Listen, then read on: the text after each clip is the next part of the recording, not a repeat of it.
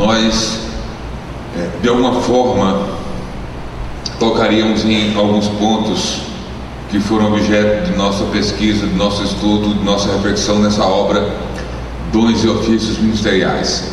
Essa foi uma obra escrita para obreiros na ativa e para aqueles que aspiram servir a Deus dentro dos diversos chamados na sua obra no ministério.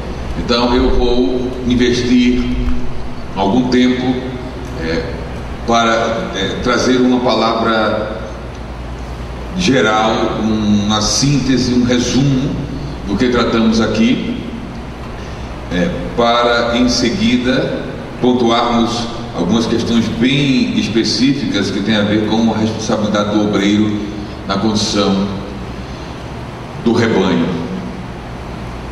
Eu parto daqui de dons e ofícios ministeriais porque nós entendemos que a responsabilidade na condução do rebanho implica na necessidade de conhecer o nosso lugar, de conhecer o nosso chamado e os limites desse chamado na condução do rebanho. Quanto mais eu conheço do ministério que o Senhor me confiou, melhor eu sirvo a Ele, porque conhecendo ou tendo consciência daquilo para o qual o Senhor me chamou, eu não entro no ministério alheio, ou não vou procurar me envolver ou dedicar-me a ministérios no sentido de dons e serviços e capacitações que o Senhor me concedeu para servir a igreja. Eu parto, por exemplo, daquilo que nós temos da parte do apóstolo Paulo,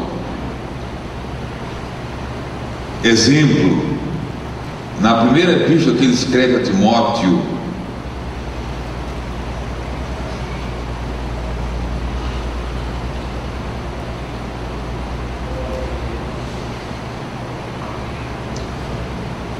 no seu capítulo 1, primeira epístola de Paulo a Timóteo,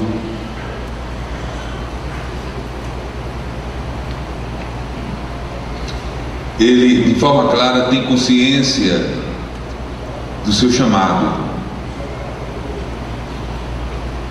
Ele escreve e diz no verso 12: dou graças a Deus ao que me tem confortado, a Cristo Jesus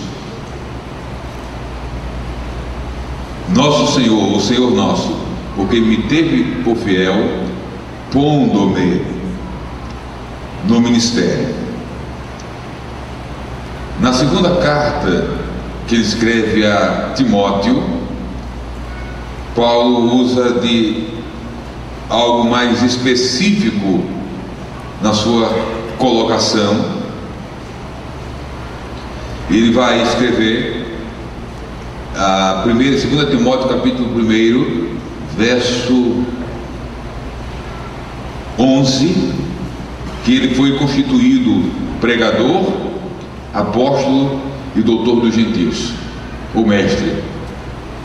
Então não apenas Paulo, mas todos aqueles que foram chamados por Deus para servi-lo, eles foram chamados e tiveram consciência, clareza do ministério para o qual foi chamado, ou para os ministérios para os quais foi chamado, porque nós aprendemos pela palavra e pela prática que é possível que o Senhor nos conceda a cada um de nós individualmente mais de um dom ou ofício ministerial para servi-lo na igreja. Ou seja, é possível receber um dom de Deus para ser pastor da igreja, para presidir, para governar, para administrar, e ter o dom de mestre, por exemplo.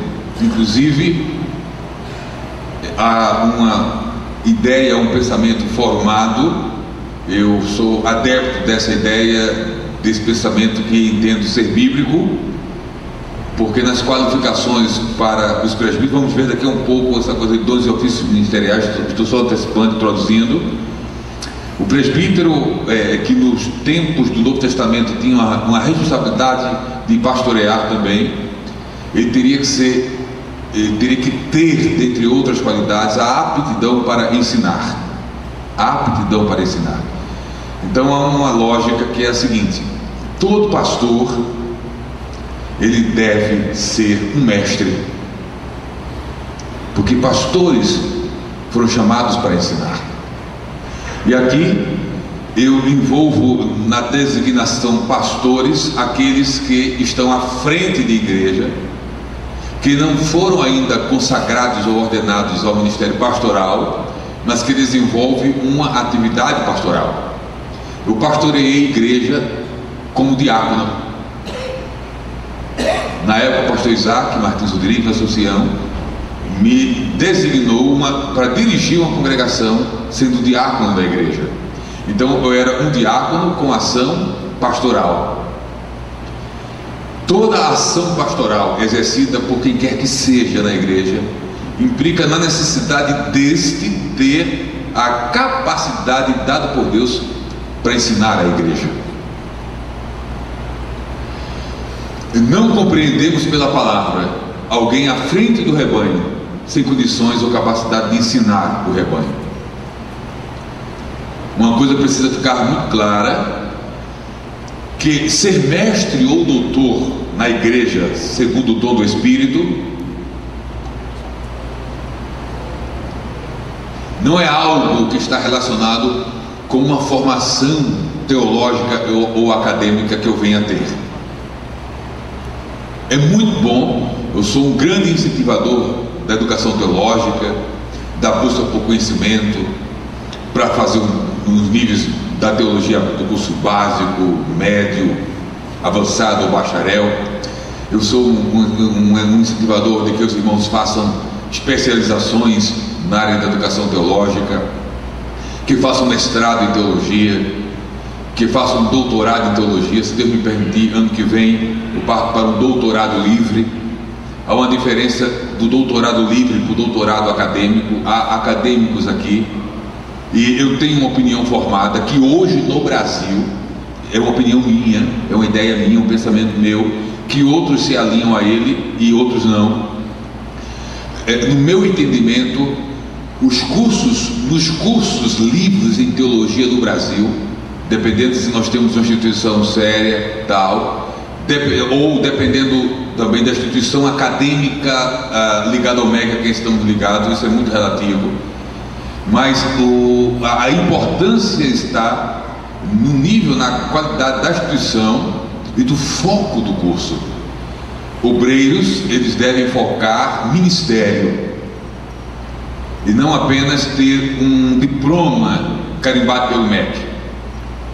É importante, e se o curso, eu tenho informações que os irmãos têm aqui um curso de teologia, um núcleo de curso de teologia reconhecido pelo MEC. O segredo o pastor até conversou comigo uma coisa: o segredo de um curso está na instituição que o oferece e no comprometimento dela com o ministério. Porque nós não estamos na igreja sendo preparados ou não estamos estudando para sermos acadêmicos. Eu já ensinei em faculdade, passei um ano e disse assim: não dá para mim não. Jesus me chamou para ensinar na igreja. Claro que há outros que Jesus chama e divide o tempo. Eu conheço companheiros que ensinam na igreja que são acadêmicos, mas outros ele chama para dedicação exclusiva na obra. Eu passei um ano ensinando em faculdade e terminei me arrastando, levando até puxão de orelha do Espírito Santo. Eu tirei você do meio profissional para você dedicar-me só ali. Você está voltando. Está bom, entendi tudo. Terminei o ano desesperado para procurar a coordenação do curso e dizer: olha, ano que vem eu não volto. Mas como é que pode? Eu não volto, não dá para mim, não tem detalhes. Mas é muito importante que a nossa formação tenha foco. Se você estuda teologia e pensa em ser professor universitário de teologia, porque é o único campo que tem pesquisador, escritor. Qual é o mercado profissional para teólogo? Não tem, gente. Um amigo meu disse para mim: pastor, tá aí, vou abrir um curso teológico na minha faculdade. Eu disse: boa sorte. Vou passar uma informação aqui. Eu vou passar uma informação aqui que talvez não seja de conhecimento da maioria. As faculdades assembleianas no Brasil que buscaram o reconhecimento do MEC estão todas fechando os cursos presenciais. A última delas é a FAICAD. A FAICAD lá do Rio, ligada à nossa convenção, que recebe apoio da CPAD, está encerrando os cursos presenciais. Se você vê na lição nova, a FAICAD está começando a oferecer curso livre em teologia à distância.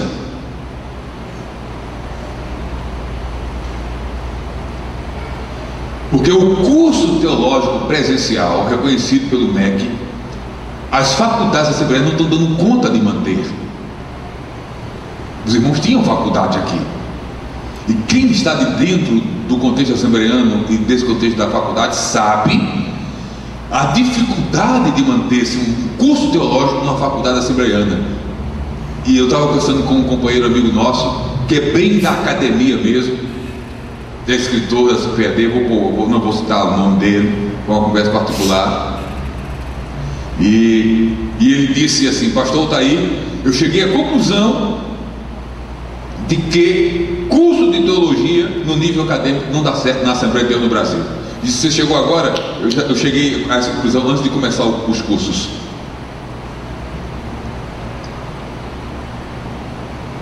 Então, hoje, praticamente, em Santa Catarina, em São Paulo, Rio,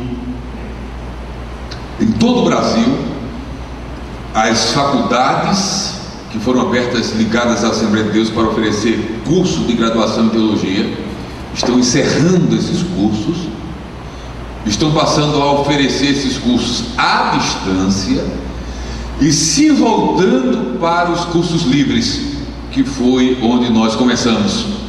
Aquele livrinho nosso já acabou desde ontem, História da Educação Teológica da Assembleia de Deus no Brasil. Mas voltando aqui, eu trago ele, que eu tenho ainda em casa, uma certa quantidade. E aqueles que estão buscando qualificação para o ensino, como eu falava nos níveis, busque instituições que se alinhem com o foco ministerial. Em alguns contextos, um curso livre vai ter muito mais eficácia do que o curso acadêmico, porque o curso livre não tem ingerência do Ministério da Educação. O curso livre é específico e especificamente direcionado para vocacionados. Enfim, mas eu não vim falar só dessas coisas, só uma palavra introdutória. Quando começou no Brasil as faculdades nossas a buscarem reconhecimento e credenciamento no MEC, eu estava no Conselho de Educação da Convenção Geral. Eu passei uns 4 ou 5 mandatos no Conselho, os 2 últimos como vice-presidente do Conselho.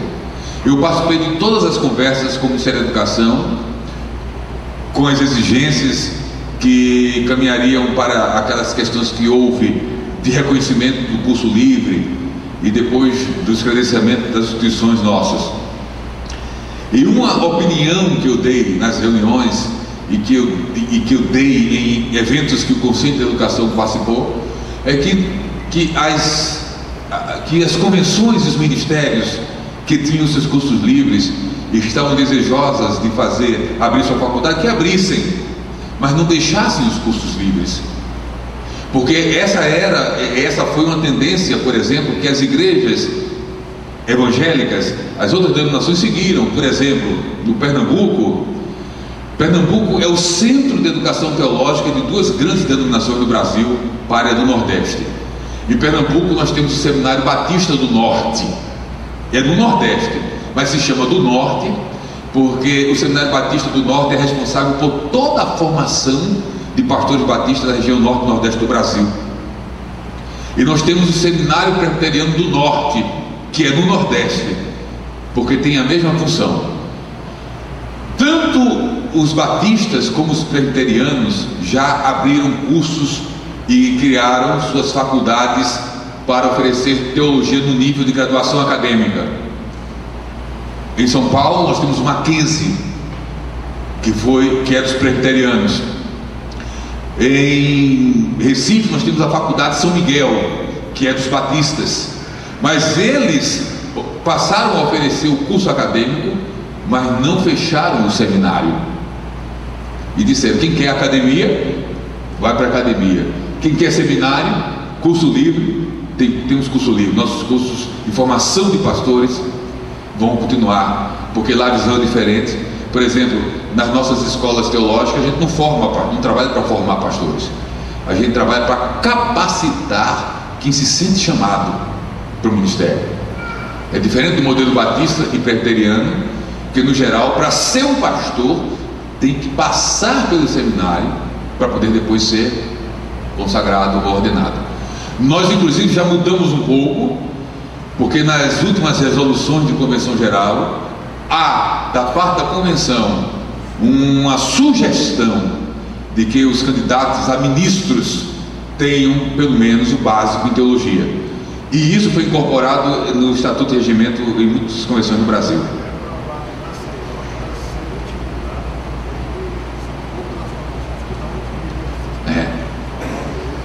Lá em Maceió. Então passou a ser incorporado nos estatutos e regimentos das convenções essa necessidade, e cada convenção lida do seu jeito com isso. Mas enfim, queridos, tudo isso para dizer que tem a ver com responsabilidade com a obra. Em que sentido? Eu falava do mestre e do pastor. Todo pastor ou alguém com ação pastoral precisa ser mestre, não necessariamente acadêmico, mas um mestre habilitado pelo Espírito Santo é alguém que recebe da parte de Deus a capacidade de ensinar a palavra dele, de comunicar a palavra dele. Alguns vão ter a graça e o privilégio de estudar as línguas originais da Bíblia, de estudar grego, de estudar hebraico, de entender como o conhecimento dessas línguas fazem a diferença no estudo da palavra. Tem um livro meu que deve sair em março, que fala sobre interpretação bíblica, interpretando as narrativas bíblicas, que nós vamos trazer para o contexto assembleiano algumas informações que vai dar uma mexida, uma sacudida na visão que alguns têm, que acham que até onde chegar é o suficiente, quando poderiam ir mais além em termos de estudo, de interpretação, de exposição da palavra. Mas para ser um mestre, um ensinador da palavra, um pastor que ensina, um presbítero que ensina, não é preciso ter necessariamente essas coisas.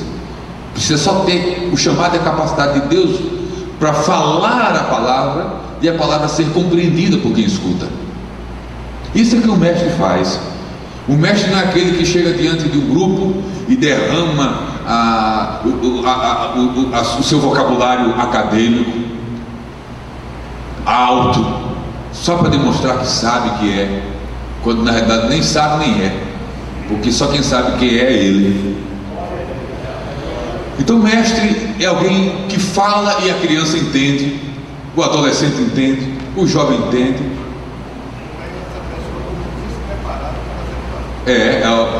Aquele que acumula muito conhecimento e depois vai esnobar disso na frente da igreja de uma sala de escola dominical. Tem histórias para contar, eu vou poupar você dessas histórias dessa vez, mas não é isso. Você pode, eu conheci pouquíssimos, mas talvez a geração anterior à minha conheceu mais pessoas. Eu tenho exemplos, eu tenho casos de obreiros presbíteros que davam uma doutrina com a Bíblia na mão, de cabeça para baixo.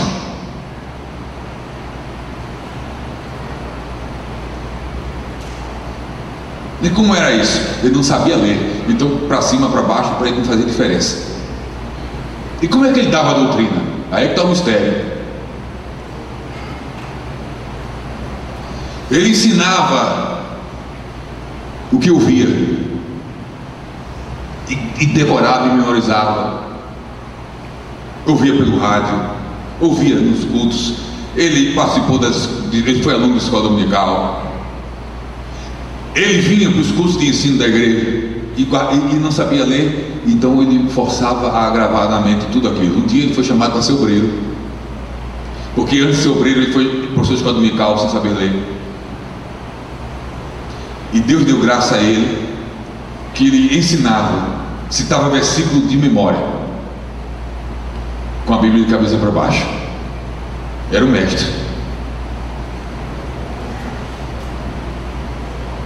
Lá em Abreu Lima eu tenho um caso. Eu fui por 10 anos superintendente geral da escola dominical, responsável por coordenação de todas as escolas no estado das congregações ligadas à nossa igreja.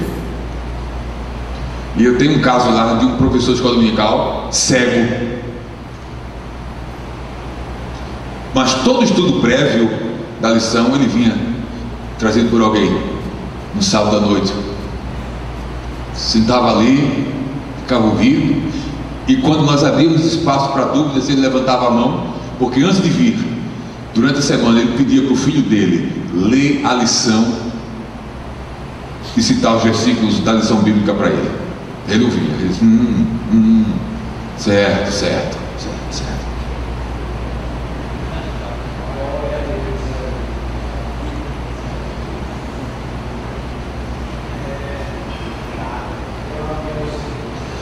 Hoje já existem no Brasil professores, mestres surdos e mudos.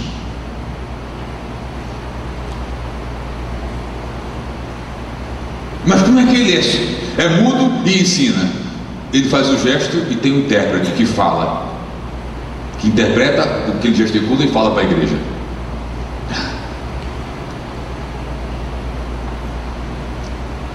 Então é isso que significa ser chamado por Deus, ter um dom. Qualquer pessoa que tem uma função pastoral, uma ação pastoral, ela deve ter a capacidade, a aptidão para o ensino. Agora, nem todo que tem a aptidão para o ensino também foi chamado para ser pastor. Então, todo pastor deve ser um mestre, mas nem todo mestre foi chamado para ser pastor. Porque quem ensina na EBD e não é pastor é mestre também, porque é a mesma capacidade para ensinar que o Espírito dá. Então essas coisas estão no contexto dos dons e ofícios, que o que nós queremos, voltamos a dizer, é conhecendo as especificidades, as particularidades dos dons e ofícios, conhecendo onde começa o dom que o Senhor me concedeu e onde termina, quais os limites do meu dom, quais as características, como desenvolvê-lo, eu assim demonstro responsabilidade com a condução do rebanho.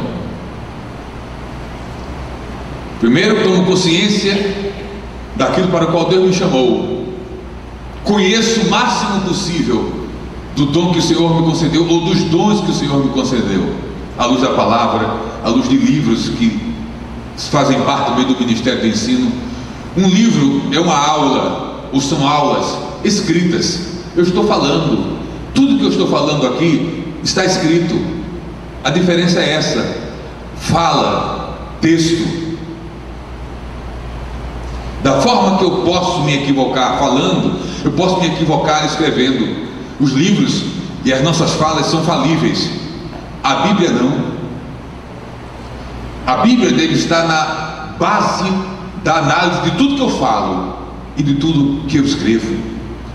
Os livros, nem a minha fala, estão em pé de igualdade com a palavra está acima de tudo, ela é o fundamento de todas as coisas, e ela é um instrumento de aferição, de medida de todas as coisas que escrevemos ou que falamos, que pregamos, que ensinamos.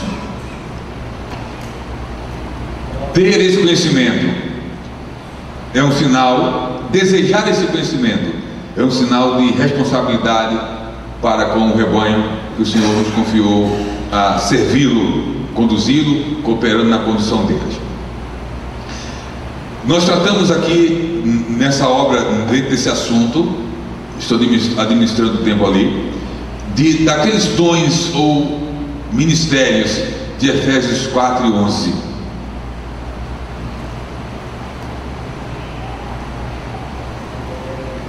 Efésios 4 e 11. E ele mesmo deu uns para apóstolos, outros para profetas, outros para evangelistas e outros para pastores e doutores. E acrescentamos o último capítulo sobre diaconia, o chamado para o exercício do diaconato, com base em Atos 6 e 1 Timóteo capítulo 3, onde temos ali as prerrogativas para o exercício do diaconato. Vamos lá para uma síntese. Governo eclesiástico. Olha que coisa interessante. Nós temos um modelo de governo.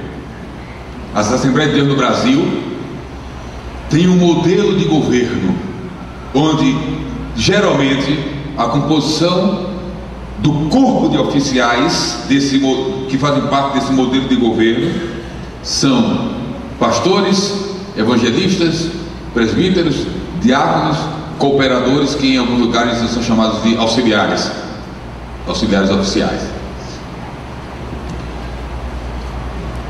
Pausa nos ofícios que preenchem o modelo. Mas se nós fôssemos designar ou definir que tipo de modelo de governo é adotado na Assembleia de Deus? Existem 3 modelos de governo que no mundo praticamente fazem parte da igreja cristã, e todos eles afirmam ter fundamento bíblico. Primeiro tipo de governo, o governo presbiteriano. Como é essa forma de governar a igreja? É o modelo da igreja presbiteriana que nós conhecemos. O que é o modelo presbiteriano? É um modelo onde a igreja é governada por um grupo de presbíteros. Todos aqui são presbíteros. As decisões dos rumos da igreja são os presbíteros que tomam. Numa igreja local há um grupo de presbíteros que cuidam da igreja, mas um dos presbíteros é eleito para presidir a igreja. Então ele é responsável por presidir a igreja, é o principal ensinador da igreja, é ele, é o pastor da igreja, mas ele é um entre os presbíteros que recebe essa responsabilidade. As decisões da igreja, os rumos administrativos da igreja não são tomados por ele. Quando tem que decidir, é o presbitério que decide e que vota e comunica à igreja, porque os presbíteros representam toda a igreja. É o governo representativo, governo presbiteriano.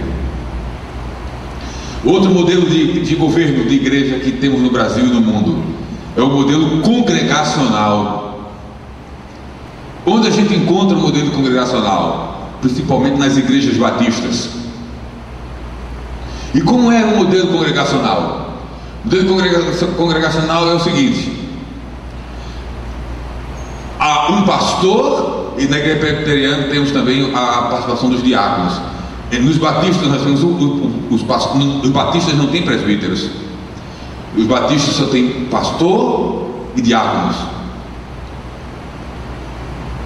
Quem escolhe o pastor de uma igreja batista?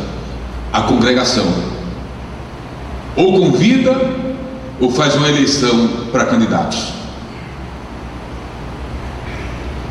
Esse pastor assume a igreja e a igreja firma com ele um contrato.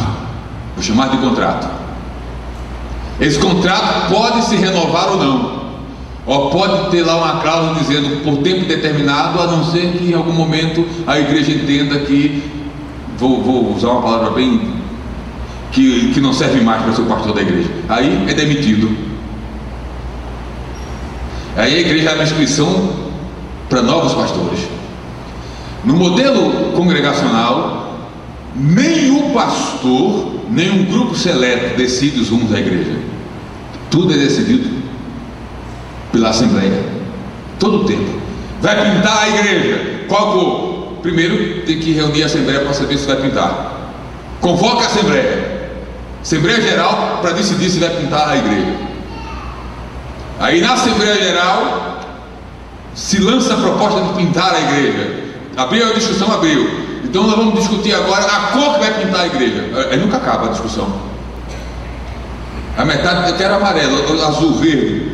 Aí tem igreja que passa anos, a igreja batista que passam anos e anos sem pintar e sem reformar, porque a Assembleia não decide a cor da tinta e a reforma. Eu conheço pastores de todos esses grupos. E uma das coisas, nosso modelo tem falhas, mas uma das coisas que eles dizem pastor, tá aí, como gostaria que nós não fôssemos tão burocráticos como somos, e as decisões aqui fossem tão velozes como são no contexto assembleiano, onde às vezes o pastor está decidido, às vezes a gente reclama disso, eles às vezes anseiam por isso. Mas vamos lá. Governo presbiteriano, governo congregacional, governo episcopal. O governo episcopal é aquele com o qual nós mais nos parecemos, porque é um governo onde há um líder ou um pastor que tem uma autoridade acima dos demais. O nosso governo assembleiano, ele eu escrevo, basicamente episcopal, mas não é absolutamente episcopal. Por que não é? Porque no nosso contexto assembleiano tem decisões que o pastor toma sozinho, e tomou e está tomado. Ele tem liberdade estatutária e regimental para isso. Há decisões que ele toma com o ministério, e há decisões que ele toma com o ministério e com a igreja. Pelo menos lá no nosso estatuto em Pernambuco, a palavra final é da Assembleia. A gente leva as decisões tomadas, apresentamos à Assembleia, a Assembleia, por confiar no ministério, diz: a gente aprova. Nunca tivemos problema lá. É o nosso modelo lá. Em outros governos assembleianos, a igreja não participa, só é comunicada as decisões já tomadas em diretoria e ministério.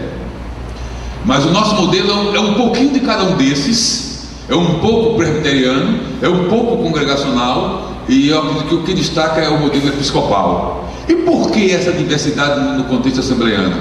Por uma razão. Agora vem a importância do conhecimento da história. O projeto de Gunnar Wingre e Gunnar Berg, pelo menos nunca falaram, nunca escreveram.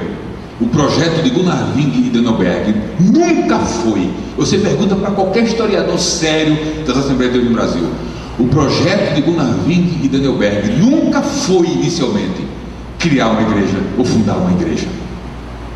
Não sei se alguns aqui vão ficar decepcionados com isso, outros já sabem disso.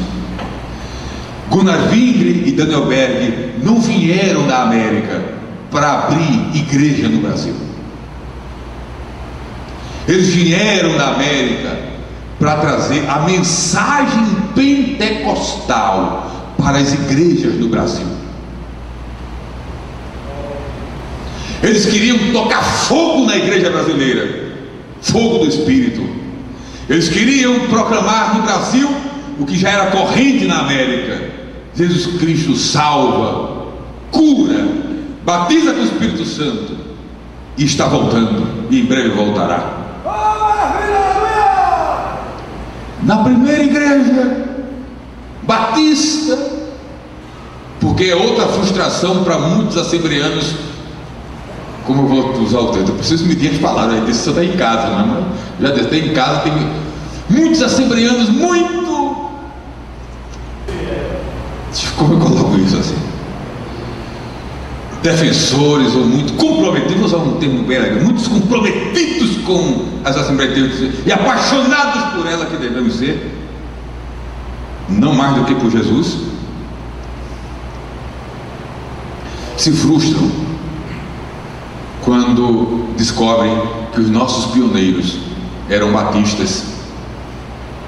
Gunnar Wing e Danneberg eram obreiros batistas que saíram da Suécia fugindo da perseguição religiosa de uma crise econômica, foram para os Estados Unidos e em Chicago congregavam nas igrejas batistas, porque eram batistas na Suécia. E o Wingre foi pastor batista, estudou em seminário batista, e vieram para o Brasil como batistas, e chegaram no Brasil, procuraram a igreja batista, e aí a igreja batista não aceitou a mensagem deles. Aí foram expulsos com um grupo que creu. Aí o grupo batista saiu para nunca mais voltar.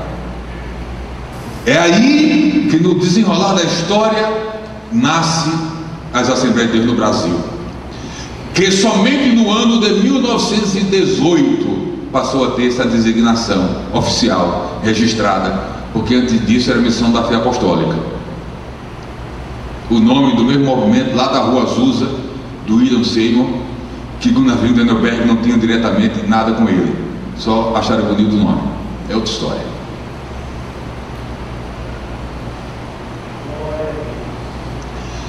Mas eu estou falando isso para dizer que, como a ideia original não era abrir igreja, agora veja a coisa, veja como Deus é tremendo. Eles saem da América sem pensar em abrir igreja, são expulsos de uma igreja que é a mãe deles, por não aceitar. A Assembleia Batista reuniu e a maioria dizendo que não aceita essa doutrina de batismo do Espírito Santo. Expulsam eles, e em razão da expulsão deles nasce a Assembleia de Deus no Brasil, que vem se tornar uma das maiores igrejas pentecostais do mundo.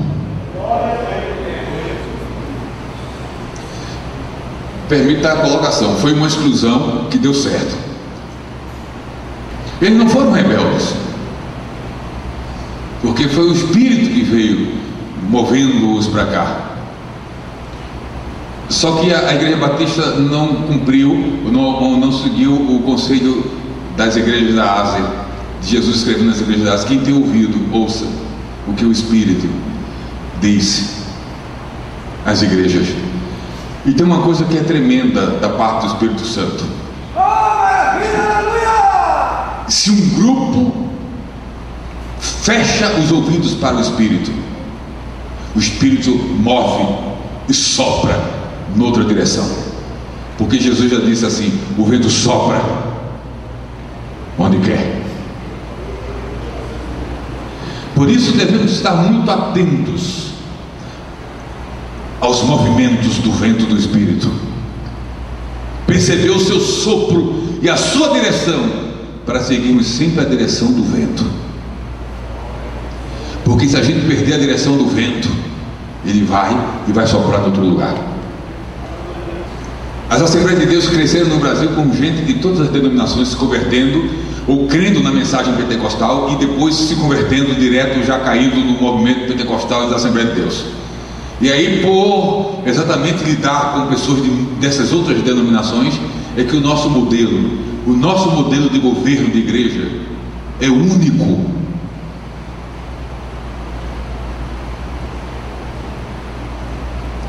Eu já estou fazendo uma síntese assim que não pensava em fazer nesse modelo. Eu já estou pincelando assim vários capítulos ao mesmo tempo. Por exemplo, é bom saber disso. Nós somos, como igreja pentecostal, algumas outras junto, imitando-nos ou copiando-nos no sentido positivo, adotaram isso. Mas, por exemplo, os batistas, que são historicamente mais antigos do que nós, os presbiterianos, não consagram evangelista, porque entendem que evangelista não é um ofício bíblico, é um dom, mas não é ofício. E tem uma diferença entre dom e ofício.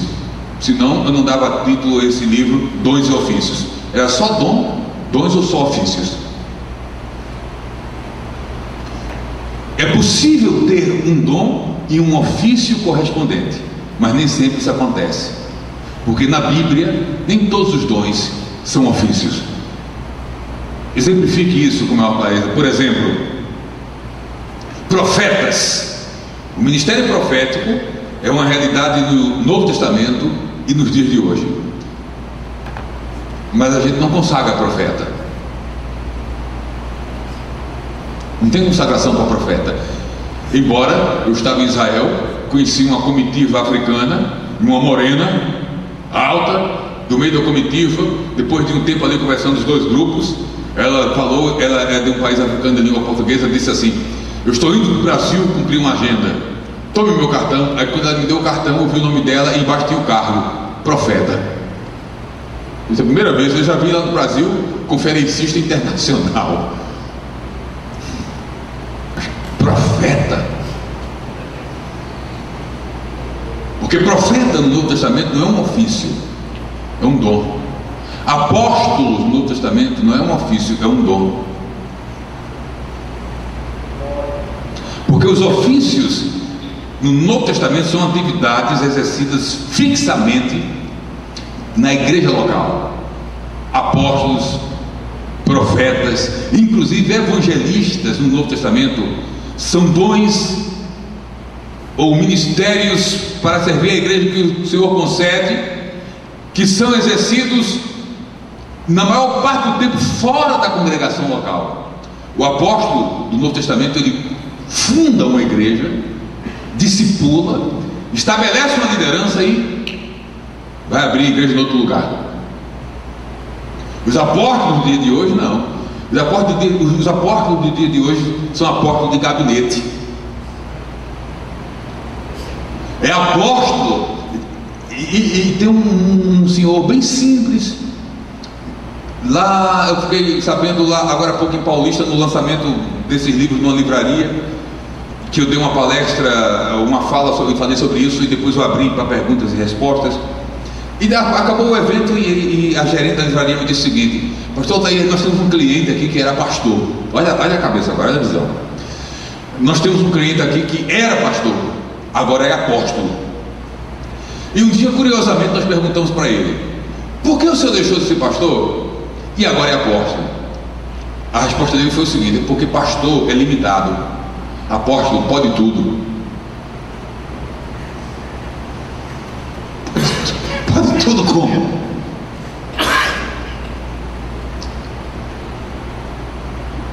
E o interessante é como se consagra apóstolo. Eles arrumaram uma saída para isso. Tem várias, mas uma das saídas que os atuais apóstolos arrumaram foi essa aqui, ó.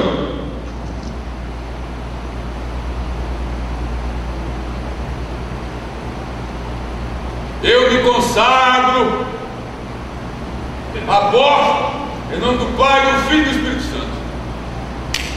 Pronto, é apóstolo.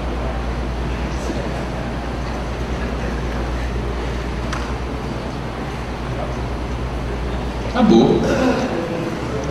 Agora, como já tem no Brasil alguns apóstolos, e é possível que alguns pastores sejam amigos de alguns desses apóstolos, de repente fazem a reunião de 3 ou 4 apóstolos desses espalhados pelo Brasil, e vai lá e marca a reunião, e esses apóstolos consagram um novo apóstolo.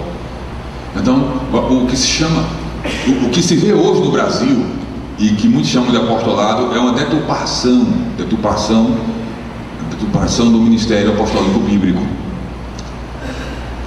Se formos conversar com mestres da nossa denominação, eles vão dizer, como eu entendo, que nós temos ainda apóstolos nos dias atuais, não como os 12, não o apostolado especial, mas o apostolado que nós encontramos no Novo Testamento, porque outras pessoas são chamadas de apóstolos, fora os 12 e Paulo, mas não com a autoridade apostólica dos 12.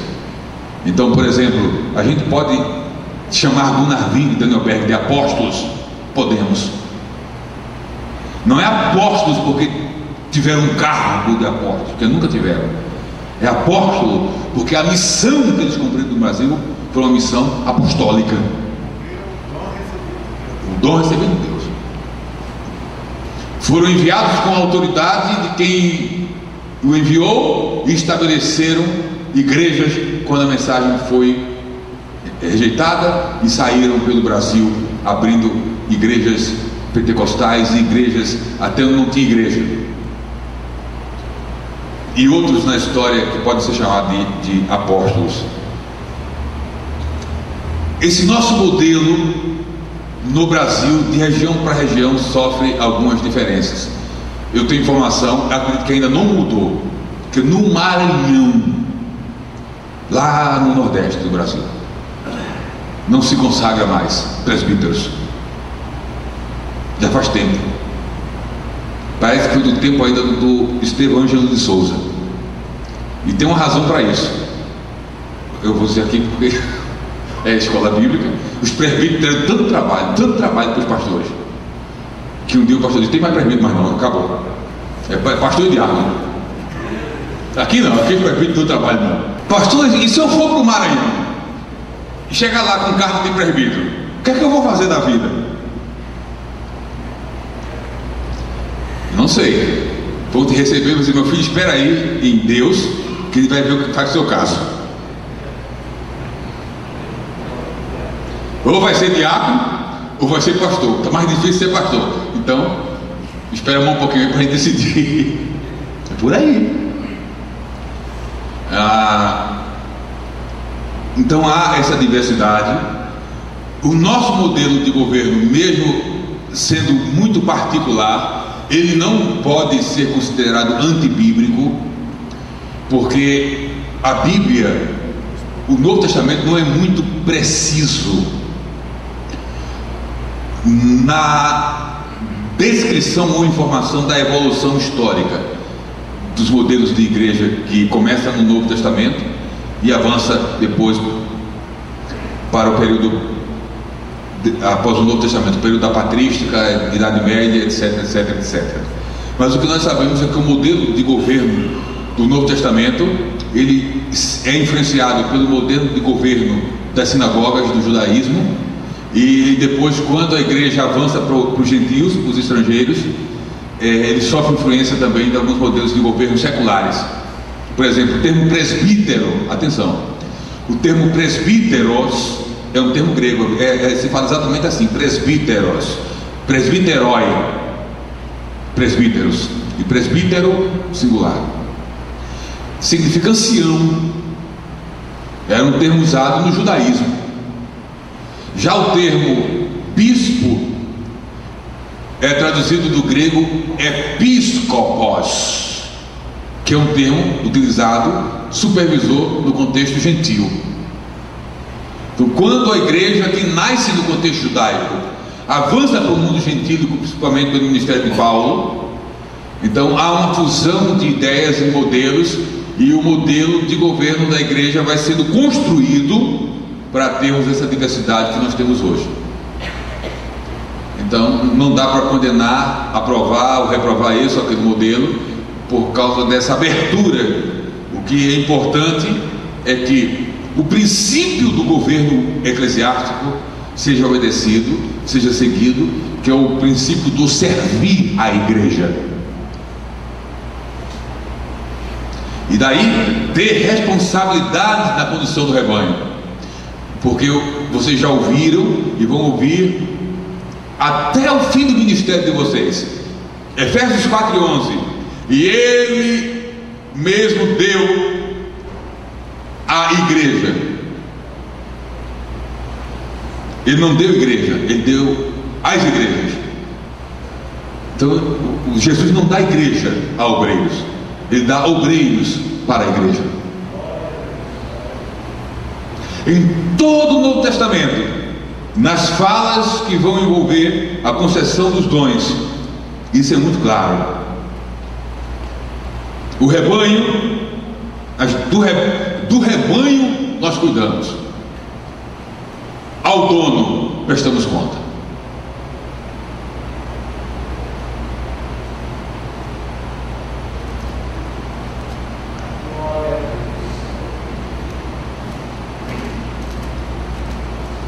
Primeira Epístola de Pedro,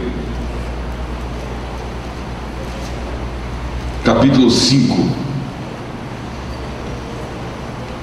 Aos presbíteros que estão entre vós, admoesto eu, que sou também presbítero com eles. Olha o apóstolo dizendo que é presbítero com eles, o apóstolo Pedro. E testemunha das aflições de Cristo e participantes da glória que há de revelar. Olha o trabalho dos presbíteros bíblicos. Olha a atividade dos presbíteros bíblicos. Apacentai o rebanho de Deus. Mas quem apacenta não é pastor? Sim. Só que no Novo Testamento, o presbítero é que desempenha a função e o papel do pastor.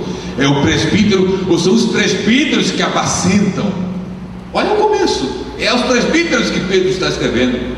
E mandando aos presbíteros: apacentai o rebanho de Deus que está entre vós, tendo cuidado dele, não por força, mas voluntariamente, nem por dor e ganância, mas de ânimo pronto, nem como tendo domínio sobre a herança de Deus, mas servindo de exemplo ao rebanho. E quando aparecer o sumo pastor, alcançareis a incorruptível coroa de glória.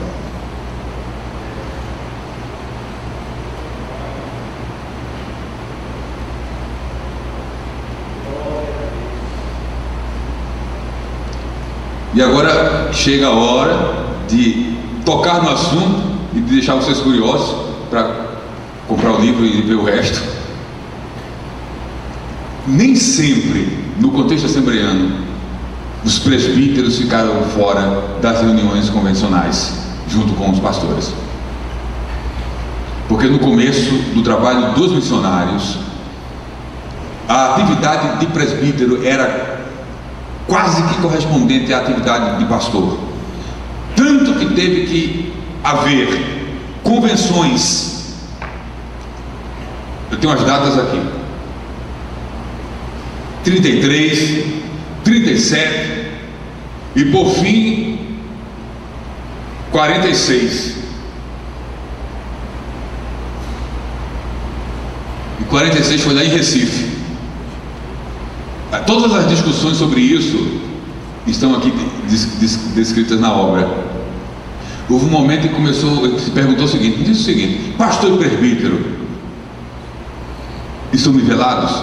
Aí discutiu, foram para a Bíblia e alguém entendeu que não. Disse: não, parece que a Bíblia faz diferença entre alguns presbíteros e de outros. E foi nessa discussão e convenções que em 46 chegou-se à decisão final. Deixa eu ver se eu leio aqui a resolução.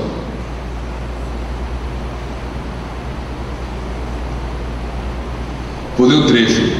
Na Convenção Geral de 1946, realizada na Assembleia de Deus em Recife, Pernambuco, foi aprovado que só poderiam assistir às sessões convencionais os missionários, pastores e evangelistas, enquanto os auxiliares, presbíteros e diáconos só poderiam tomar parte com a devida recomendação de seus respectivos pastores e sem direito à votação. É dessa época que até os dias de hoje ficaram divididos os ministros, evangelistas e pastores com acesso às convenções, e os presbíteros, que podem ser convidados a participar, mas não tem voz, nem pode falar, nem pode votar. E se criou essa diferença, que no começo os presbíteros nas Assembleias de Deus não eram chamados de presbíteros, eram chamados de anciãos. Depois foi que mudou a designação para presbítero. Tudo isso é na história das Assembleias de Deus no Brasil. E daí a importância de conhecer essa história, de conhecer a palavra de Deus, ou desses dons e ofícios a nível da palavra. Um ofício, nós falávamos, que difere de um ministério, embora alguém que tenha um dom ministerial pode exercer um ofício, como citamos o caso de mestre que pode atuar como pastor. Agora, por exemplo, falamos dos profetas. Ninguém consagra profeta no contexto brasileiro, pelo menos onde eu sei. É provável que já tenha surgido isso em alguma igreja por aí, consagração de profeta com cargo ministerial, na escala ou na escada ministerial. Eu trato dessa coisa de hierarquia. Eu trato no livro, esse livro eu falei ontem que passou pela mão de uns 9 ou 10 pastores presidentes do Brasil, de norte a sul, e as recomendações deles estão aqui. é prefaciado por um pastor presidente, enfim, porque eu vi no que eu ia mexer, em termos não de confrontar, mas de trazer informação e de até alertar para alguns perigos e riscos. Por exemplo,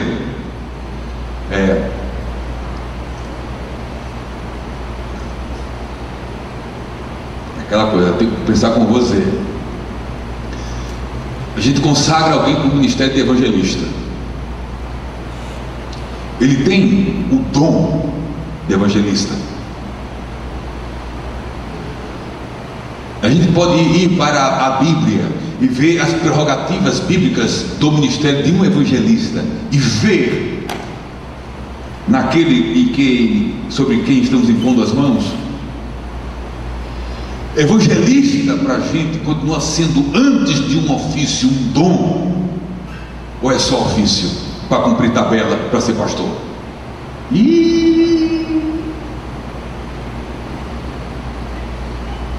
Não é evangelista?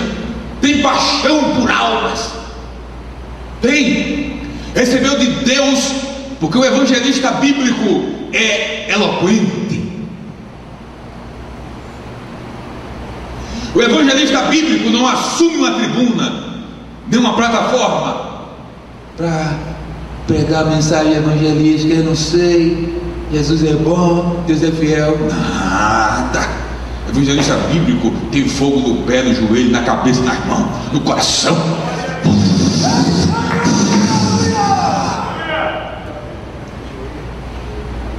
O evangelista bíblico, o pastor diz assim para ele: fica quieto, eu quero almas, almas, almas, almas, almas, almas. O evangelista bíblico não só prega na tribuna do Templo Central, não. Ele quer praça, de praças de ruas.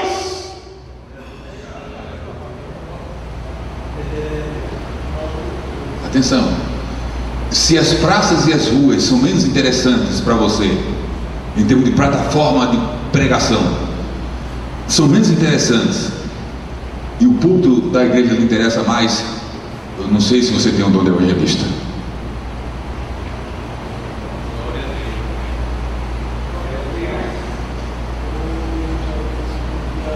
Sim, evangelista prega aqui também, mas ele quer quanto mais gente não crente para ouvir, melhor. E quase não vem mais não crente para a igreja. Onde estão os não crentes? Quem tem fogo do Espírito para exercer o dom de evangelista não está brigando ou disputando cadeira na tribuna. Sobre isso falamos lá na Arenápolis. Evangelista não briga por cadeira na tribuna.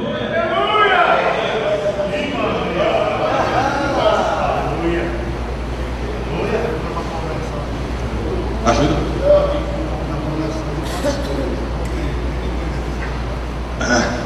E já é uma realidade. Tem no Brasil uma convenção só de pastores agora, que nem evangelista. Está entendendo? A importância de discernir o dom que Deus me deu, para que eu o exerça com fidelidade. Olha o tema, eu estou dentro do tema. Para que eu exerça com fidelidade e com responsabilidade.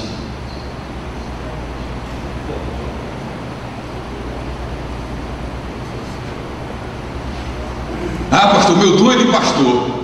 Eu tenho um dom para ser pastor. Amém por isso.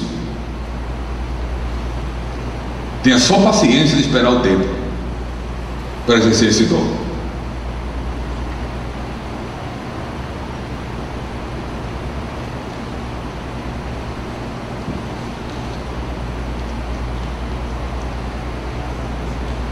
A gente fala aqui sobre ministério pastoral feminino. Eu tenho um amigo meu, e eu respeito quem pensa diferente. Eu já disse para ele: escrevi sobre o ministério pastoral feminino. Eu não sei, é provável que tenha. Eu não sei, esse livro não foi publicado pela CPAD. Mas pastor, por que esse livro não foi publicado pela CPAD?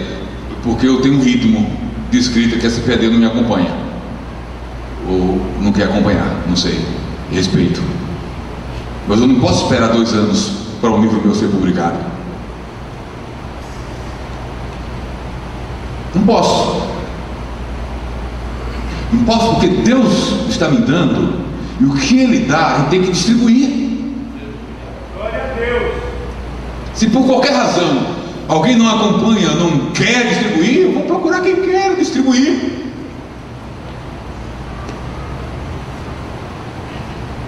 Nós somos 2 e tem um, se Deus nos permitir, já anunciamos até o final de março. E já tem um no coração para começar a escrever em fevereiro. Eu vou dizer aqui que eu já disse em Abreu Lima. Ore, eu devo estar escrevendo sobre adoração, de Gênesis a Apocalipse. Adoração no Antigo Testamento, no coração e na visão até agora, a não ser que o negócio vá crescendo e se multiplique. Mas são 2 livros: adoração, princípios bíblicos de adoração no Antigo Testamento, ou fundamentos bíblicos de adoração no Antigo Testamento e fundamentos bíblicos de adoração no Novo Testamento. Gênesis e Apocalipse. Eu não posso esperar. Para isso não, porque eu tenho que distribuir o que Deus tem me dado. Está dentro do assunto. Deus te dá uma mensagem tremenda. Você se debruça na Bíblia, pega a Bíblia. Aí Deus, antes de dizer, de avançar, eu tenho um livro que está, eu tenho 2 livros publicados pela CPAD, 2. Pedagogia Transformadora, que é um para a escola dominical, e o Líder Cristão e o Hábito de Leitura, que foi lançado na convenção de 2011. Onde foi a convenção geral de 2011? Cuiabá.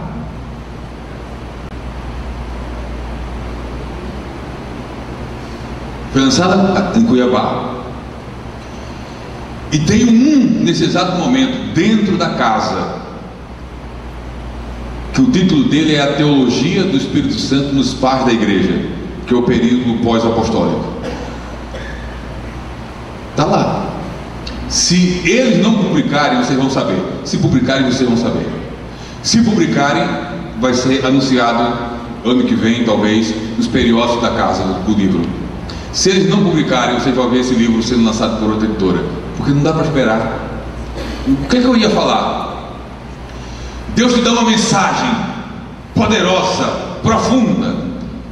Aí você pensa assim: essa mensagem é tão profunda, essa mensagem é tão poderosa, que eu vou guardar para pregar no tempo central. Essa não é mensagem nem de congregação, é mensagem de sede.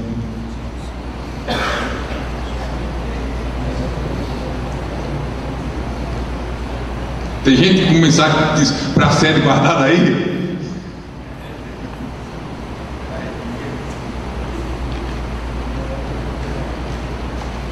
Não.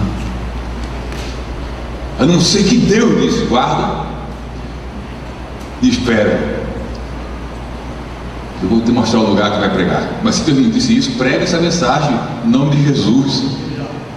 E depois prega de novo na sede. Deus vai dar graça de novo. Sabe uma coisa que é interessante? Cantor grava um hino e canta a vida toda, em todo lugar. E a gente convida para cantar de novo e ouvir de novo. Ou não? Deus dá uma mensagem para a gente. Se pregar de novo, tem gente que vai ouvir. Então Deus está falando de novo que você ouviu, mas não praticou, não aprendeu.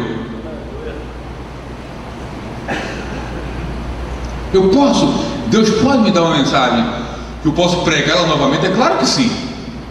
E pode ter certeza, quando Deus der essa direção e você pregar, vai ser a mesma mensagem, mas o Espírito vai acrescentar mais alguma coisa. Já vai ser diferente. É a mesma mensagem, diferente. A gente viaja tanto. Claro que a gente tem que orar muito para Deus dar muito, mas de vez em quando eu chego num lugar e eu fico pensando: Deus, aquela palavra está queimando aqui, está na minha mente. Eu já preguei aqui. Lá eu tenho esse cuidado. Lá às vezes, olha a coisa, às vezes isso é resultado de comodismo mesmo. Você deixa de buscar, deixa de estudar, aí cria uma pastinha lá de mensagem e anda com aquilo para cima e para baixo. Não tem mais nada de novo. Aí de vez em quando chega uns pregadores que vocês ouvem: nós vamos ouvir essa noite, tá? No tempo da fita cassete, eu fui para uma cruzada, ouvi um grande pregador. Quando chegou lá, ele disse: o Senhor colocou três mensagens no meu coração, mas só dá para pregar uma. Poxa, que poderoso! Então, como sou aquela eloquência, né? Mas e como de vez em quando eu fico eloquente, né? Aquela eloquência de. E como só dá para pregar uma mensagem, eu convido a todos os presentes para abrir a Bíblia no livro de Apocalipse, capítulo 5. Eu fiz, já ouvi.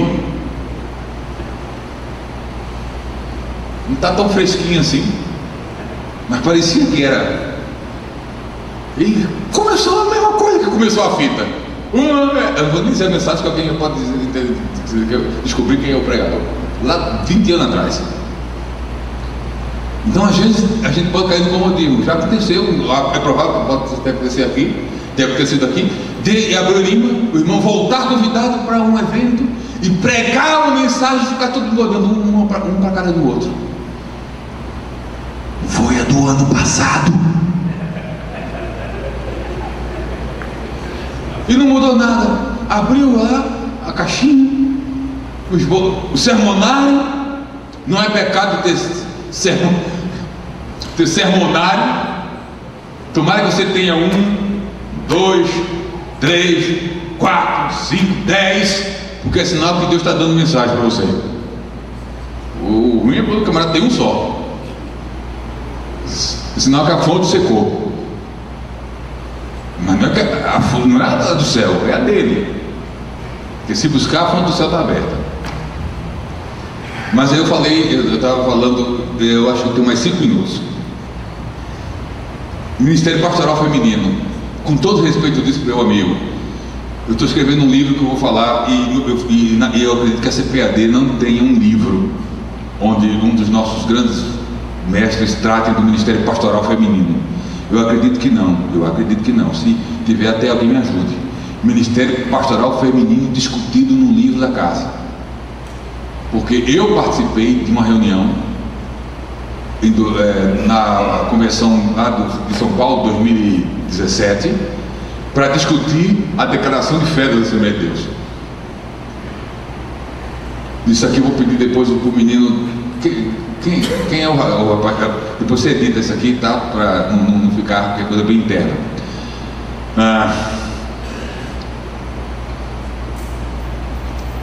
Não sei se a razão é essa, mas não tem. E se tiver, me informe, por favor, que vai me ajudar. Porque quando eu fui fazer a pesquisa, eu procurei. Há livros na casa que falam sobre 2 ofícios, num aspecto muito prático, mas não entra no Ministério Pastoral Feminino como eu entrei aqui. Eu disse para o meu amigo: eu respeito se você pensa diferente, mas se você quiser me contestar, escreve um livro, ou lê o meu e escreve um artigo contestando, porque eu não vejo o Ministério Feminino com base bíblica. Não tem base bíblica para o Ministério Pastoral Feminino. Nem no Antigo tem algumas exceções, mas a norma não é essa. Jesus não separou uma apóstola, Paulo não separou presbíteras, nem bispa, nem apóstola. Aí está aqui as argumentações. Eu conheço pastores assembleanos que dizem assim: eu coloquei uma mulher para dirigir uma congregação e deu certo. Eu não tinha homem lá à altura. Mas o fato de ela ter dado certo não significa que é bíblico. Quando apareceu um homem, coloca lá para dirigir a igreja.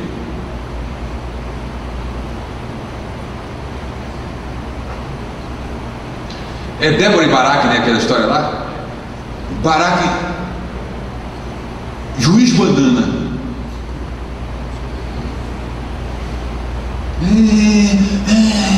Débora deu uma sacudida nele.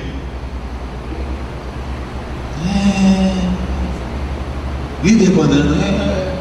Mas no resto da Bíblia, quando o evento é citado, não é Débora que ganha o reconhecimento, é Baraque.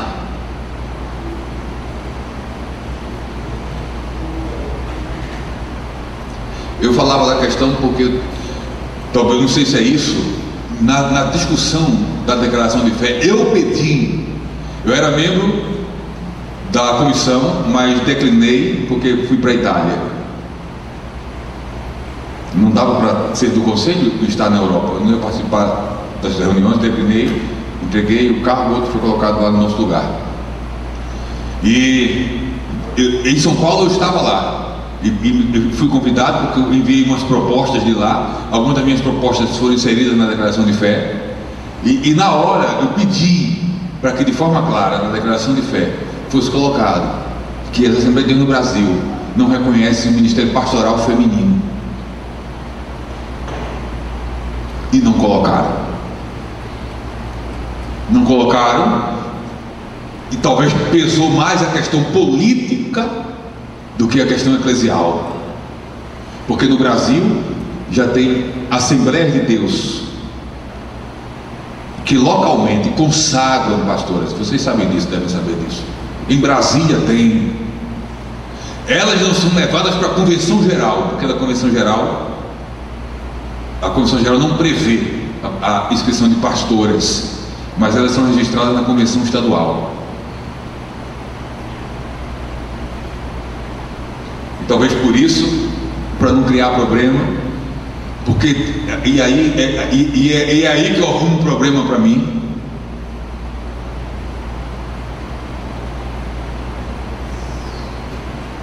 E quando é que eu arrumo um problema para mim? Quando em reuniões como estas e outras que eu participo, eu lamento o fato de que em alguns momentos a política eclesiástica pesa mais que a própria Bíblia Sagrada. Aí eu bato de frente com.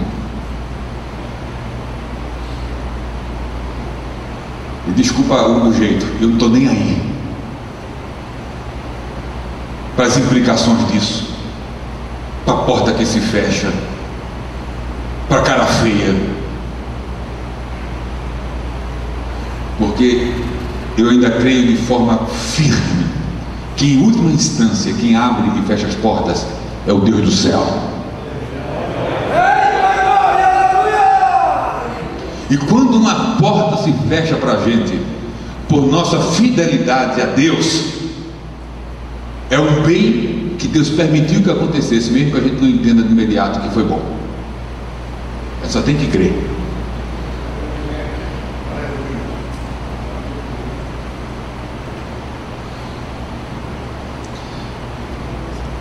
Responsabilidade para com o rebanho implica, em primeiro lugar, conhecimento, consciência sobre quem Deus me chamou, sobre quem me chamou, que é Deus, para que me chamou, para não estar batendo cabeça, indo atrás de desenvolver ministérios que Deus não me capacitou.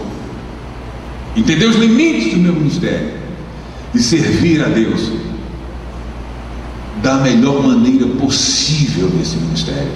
Eu concluo nessa tarde dizendo o seguinte para os irmãos. Eu ouvi essa semana sobre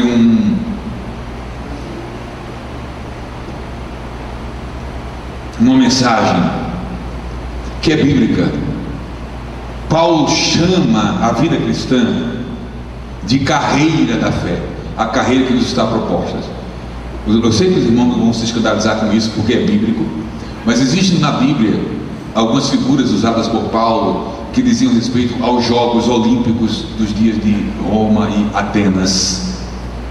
Paulo fala: quando eu luto, eu não esmurro no ar. Aquilo é luta romana. Quando corro, correr com perseverança a carreira. Isso não é carreira empresarial, é carreira de atleta. Então, Paulo usa exemplos do mundo que ele vive. Eu corro sem perder de vista o alvo, a linha de chegada. E eu ouvi uma mensagem e quero terminar falando isso nessa tarde, que a questão da carreira. Eu fui atleta Eu falei hoje de manhã um pouquinho do meu testemunho, que eu fui o último da minha casa a se converter. Eu me converti com 22 anos de idade. 22 anos de idade. E eu fui atleta até os 22 anos de idade. Eu fui atleta de remo, que é uma modalidade esportiva bem antiga e que lá em Pernambuco tem, porque tem muitos rios, como tem aqui. Aqui deve ter clube de remo em Cuiabá, um riozão desse. A maioria dos clubes do Brasil surgiram com uma modalidade de remo. O Flamengo, clube de regatas, Flamengo e etc. Mas a gente vai falar aqui de clube. Mas eu fui atleta de remo e fui atleta de voleibol.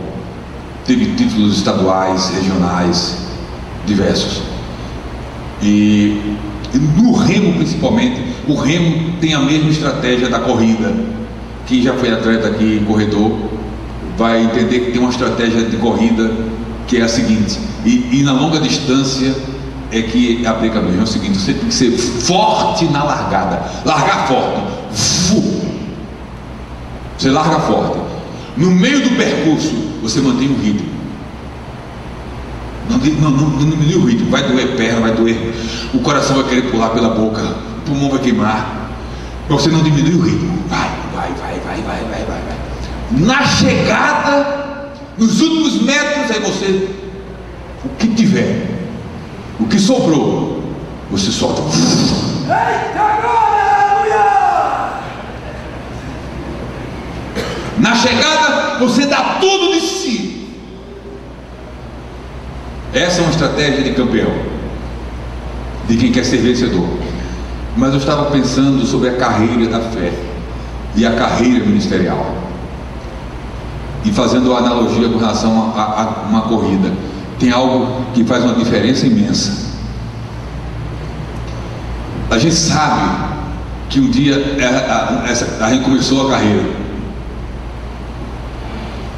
A gente sabe que nós estamos talvez como obreiros no meio da corrida, provavelmente, mas a gente não sabe onde está a linha de chegada.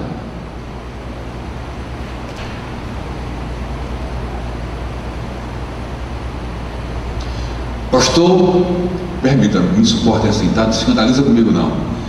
Pastor, eu estou me poupando no ministério para dar o melhor de mim quando estiver próximo da linha de chegada. Mas onde está a linha de chegada?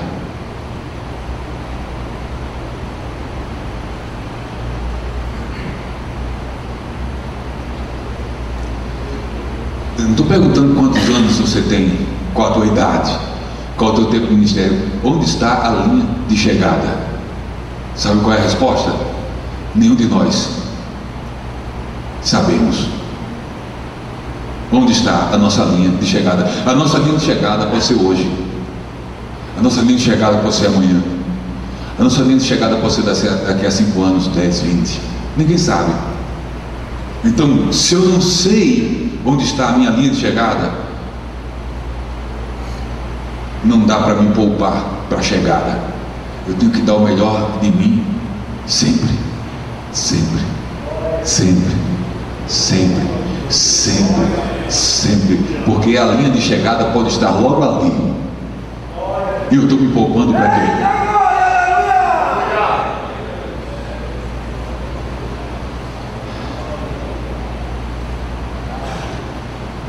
Responsabilidade para com o rebanho implica em dar o melhor de si no ministério, sempre, sempre. Dedicação nos estudos, sempre, sempre. Buscar mais de Deus, sempre, sempre. Zelar pela igreja, sempre, sempre. Desenvolver o ministério concedido pelo Senhor. Cooperar com isso sempre, sempre e sempre intenso, sem negligenciar a família.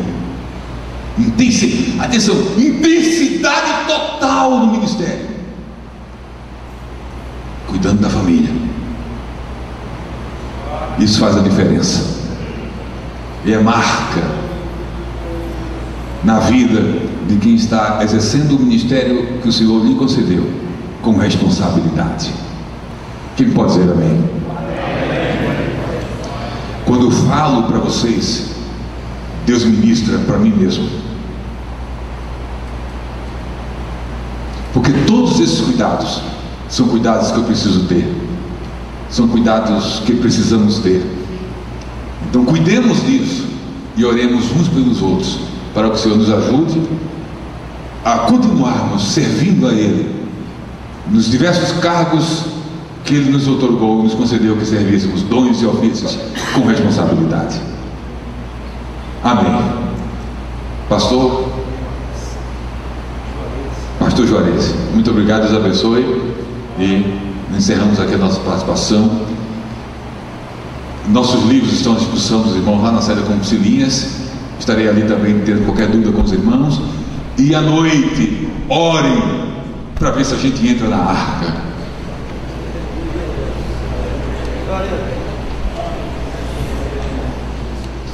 A gente vai entrar. Vamos fazer